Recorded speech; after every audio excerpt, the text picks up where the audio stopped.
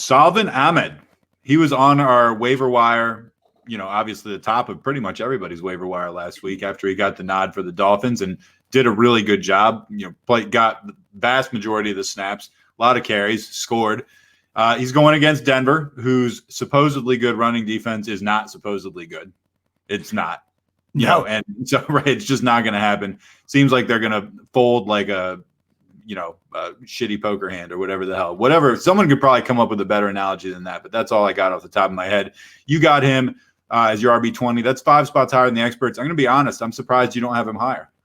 Yeah, I've considered it. It's a good running back week, though, when you look at it. Like, Damian Harris is my 18, and he's facing Houston. He looks good, huh? Like, I love Harris. Oh, he's going to steamroll Houston. It's less about me not liking Salvon as it is. There's just a lot of good options at running back this week, and him being one of them. I'm surprised the experts are down at 25 on this guy. Again, the running back 14 last week out of nowhere, 21 carries, 85 yards, and a touchdown. But as you alluded to, Truth, it's more so about the percentage that this guy had. 44 of 58 snaps, that's 75%. 84% of the team's backfield carries. The next closest guy, DeAndre Washington, had exactly 2 touches. So he is the clear guy. Breida is going to be back, which is like, okay, how does this backfield shake out? But it's kind of been a one-man show all year. And that's, Chan Gailey, when he had Fred Jackson, CJ Spiller, a little bit of the committee, but he still rode Fred Jackson for a nice 16 to 20 touches a game. And that's the role that Ahmed's looking like. If Breida is going to be anything, it's going to be that Spiller, the electricity role, which Breida, again, he's been hurt all this fucking time. So I don't expect that at all. And you also said Denver Broncos, not so good run D. Yeah, they were vaunted for a few weeks, but they also didn't face a whole lot of competition. We just saw 2 running backs go above 20 points against them. Josh Jacobs and then also Devontae Booker had 20 fantasy points against this team. They were taking horrible angles. They were letting huge receiving chunk gains all day. And Salvon Ahmed, like, nothing special, but can do everything decently well and reads the blocks decently well. And the way this, as we said with Drew Lock, that huge intro we talked about earlier, I think this defense is going to swallow this team, which is just going to lead to tons and tons of bleeded out time for Salvon Ahmed. So I'm a big fan of him this week. And you're right. Maybe I need to bump him up a little bit more. I think if you picked him up on waiver wires, get him right into the lineups. Did we mention CJ Spiller for the second week in a row? Just for you, Truth. I think we might have. All right, Let's go to the guy you're lower on, and I support this, by the way. Ezekiel Elliott. How the mighty have fallen, huh? Running back 22 for the Wolf, 8 spots below the experts. I mean, for the experts to have him 14th, that's still how the mighty has fallen. This is like a consensus top 3 guy anywhere. And, God, he's just been reduced to like, dancing for nickels on the street corner while people toss change in like an old hat. What the hell's going on? And it's not even a good dance, Nat. It's not even a good dance. He's kind of swaying side to side. You think he might have had a little, I don't know. It's just sad to watch almost. Like that. He was once one of those street performers everyone crowded for and paid all the big bucks to see him. Now he's just the one that you're like, damn, like, do I give him a pity quarter? Like, this is sad to see where you've come.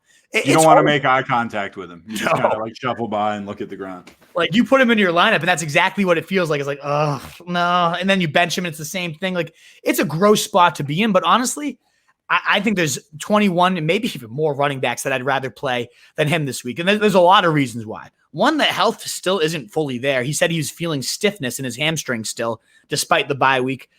Not great. Nobody wants a stiff hamstring. But the other things are, one, the declining snap rate. The first 5 weeks when Dak was in, everything was going smooth. 88%, 93%, 98%, 77%, and 82% of the snaps. Last 4, 61%, 66%, 78%, 65%. So clearly the lowest 4 games of the year, 3 of them being under 70% the only times this year. So it hasn't been great, and it's also led to a severe decline in fantasy points. A lot of that is because of the quarterback play, but it's not like Dalton's going to come in and resurrect him. His best game over that 4-game stretch was with Dalton, so I'll give you that. But his best game was 12 fantasy points, and he was the PPR RB18. Since then, he's also been the RB39, RB35, and RB30. He hasn't hit double digits in 3 straight games. I think we're putting him at 14 because it's Ezekiel Elliott. We see the name, and it's like, yeah, I got to respect the guy. It's crazy, though. It's crazy. He hasn't done a damn thing in 4 straight weeks, and nothing about his situation's better. In fact, he's feeling worse. His stiffness is still there. And Tony Pollard has looked pretty good. He's bursting pretty well. I could see a similar situation where the Cowboys are like, this isn't going anywhere. Let's see what we have in Pollard because we know what we have in Zeke for the future. And those snaps might even become a little bit closer. Definitely lower on Zeke Elliott this week. If Carlos Hyde's playing, would you start Carlos Hyde or Zeke? Carlos Hyde, definitely. Wow, didn't even hesitate. Carlos Hyde and Salvon Ahmed, I have over like that's how crazy the times are. Is I'm playing a dude named Salvon Ahmed, J.D. McKissick, like these creatures that nobody even knew who they were coming into the season are now being ranked ahead of Ezekiel Elliott. That tells you what fantasy football has become in 2020.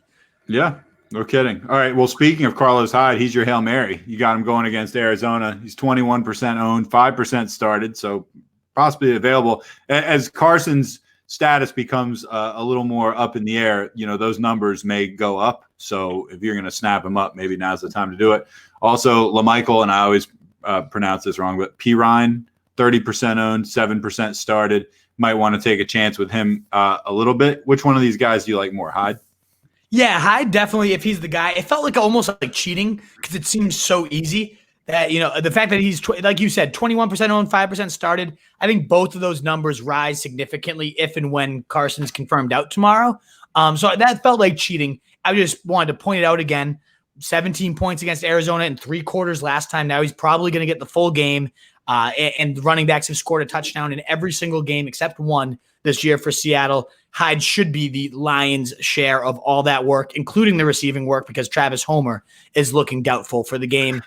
I don't worry about Alex Collins or DJ Dallas. I think this is going to be the Hyde show. And anybody getting 15 touches in the Seahawks offense is always worth it. So I thought that was kind of too easy.